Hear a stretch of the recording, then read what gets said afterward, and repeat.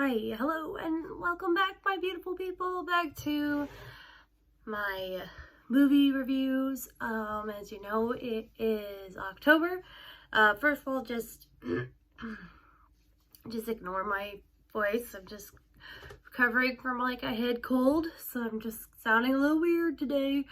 So it's October, and it's spooky season. It's time to watch horror movies. Actually, every day is a good day for a horror movie, but we like to do it a lot in October because, well, you know, October is meant for spooky stuff. We want to be scared. We want to be, it's because it's Halloween. My bad. Yeah, so anybody who has followed me for quite some time, I've been doing a horror movie challenge every time October comes around, which is 31 horror movies in 31 days. It is obviously October 5th, so I've already missed a few days. I did watch one yesterday, which is what this video is about. So technically I'm only 3 days behind, but that doesn't mean that I won't watch some double features in some of these reviews, because sometimes it needs to have a good comparison. Hey, which is better, the original or the remake? Your girl's here to tell you it's usually the original. But maybe I'm hoping that one day I'll be wrong. I'm hoping one day that a sequel is just going to be so much better than the original that we don't have to worry about this anymore. Anyways, okay, so welcome. 31 horror movies in 31 days, and today we're starting out with a bang. I'm just kidding. I wouldn't call it a bang. It was kind of, what am I watching? It was one of those movies. So let me take you back. I first wanted to watch this movie because it was on Hulu for like the longest time, and Hulu kept recommending it to me, and I was like, you know what? That'd be a great movie to watch for October. I was like, because it was nearing soon. I was like, I'm just gonna wait. Of course, it gets, you know, yesterday, sit down, I'm gonna watch a movie. Wouldn't you know it, that movie's no longer there. Supposedly, it said it was on Paramount Plus. Not there either. So it is, however, on Amazon Prime for rent or to buy, and that is the Dunwich Horror from 1970. It stars Sandra D, Dean Stockwell, and Ed Pedgley. Let me look her up real quick. I'm doing research on the fly.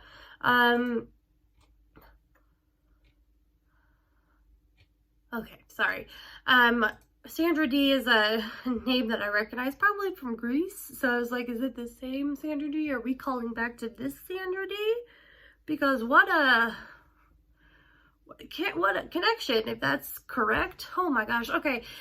Just according to IMDb, like I like to tell you, I try not to give too many spoilers, because the whole idea is that I want you to go watch it for yourself and come up with your own conclusion, your own review. What are the words I'm saying right now? Okay, so according to IMDb, the plot of this movie is Wilbur Whatley travels to the Arkham Miskatonic. Oh, that's a word. Miskatonic University to borrow a legendary necromancer. I'm never saying these words right. Necromancer. But little does anyone know, Whatley is not quite human. Alright. So, if this movie is actually a film adaptation of an H.P. Lovecraft book, I believe, a novel of the same, of the same name, and it takes place in this small town, and yes, it's exactly that. This man just shows up to a university like, hey, can I have this like necro book? That's what I'm calling it for short, because I can't say the whole thing for whatever reason. Can I have that that necro book? And the the main university guy, Ed Pedgley, is like, no, because I need it for my studies, so no, you can't have it. And then this guy was like, okay. And then somehow hypnotizes this woman. And then I believe in true H.P. Lovecraft form, human sacrifice, I believe, was supposed to happen, or is going to happen, or there is some sort of ritual, because anybody who knows H.P. Lovecraft knows that he loves his, sorry, H.P. Lovecraft loves his rituals. He loves the occult, and that's kind of what he writes about, and that's kind of what this movie's about. The one thing I didn't like about this movie, it didn't age well, first of all, sorry. 1970s didn't age well. It was very in your face. Not, I don't want to say pornographic, because that's not what I mean, but there was like a few scenes where you're like, okay, we get it, she's having an orgasm, and it's like the longest, like, sex scene or something. Like, can we move on? We got the point. This is the 70s sexual revolution. We're just put it out there. Let's not put it out there. Let's put it back, zip it up tight. You can show it. And then people are like, oh, you're so conservative. I was like, I don't mind it. It's just that, like, if it gets too long, it's defeating the purpose. That's all I'm saying. Like, you can do it, but, like, do it in a nice manner for, like, a reason. Not just, like, to have it in there. So, it does involve a creature that you, like, kind of see, but you can't see, which was, like, 70s animation was just so great. No, but, like, the thing that was so disorienting, I didn't necessarily find this movie scary, but then again, H.P. Lovecraft's not necessarily that kind of horror. It's more like, I would say, kind of like more creepy, occult, not really jump scares, but more like, doomsday, maybe not doomsday. What am I talking about? I don't know. But, sorry. I didn't, I got so lost. I hate when you do this on your phone and, like, a text message come on and you're like, what are you trying to say? Okay.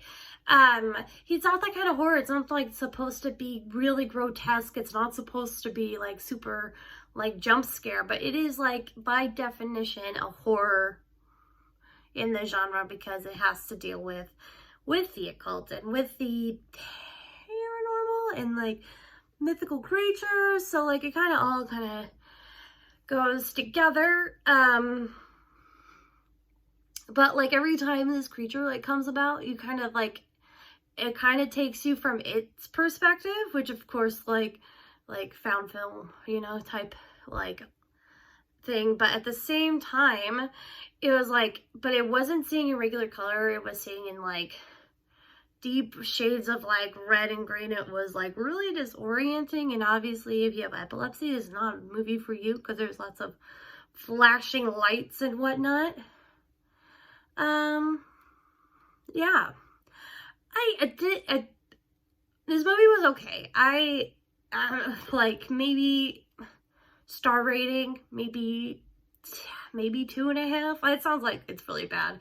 It's not like it just didn't age well. It's just not like the horror that we're used to. I'm most likely, because, like, this has been something known for, like, H.P. Lovecraft adaptations, is that, like, the books are normally way scarier than any film that they could make. So my guess is my recommendation is probably go and find this book and read it, because it's probably scarier than what's happening here. But if you do want to see Al from Quantum Leap just be super creepy and, like, not totally human, you can do that, because that's he's the main guy. Anyways, so that was just my quick run through for you. Again, that was the Dunwich Horror, the Dunwich Horror, made in 1970, director Daniel Haller, starring Sandra Dee and Dean Stockwell. Again, I'm giving this a 2.5 stars just because it wasn't super scary. I understand the horror, and I understand why it's considered horror, but I also just, like, it didn't do it for me. It just didn't do it for me, and that's okay.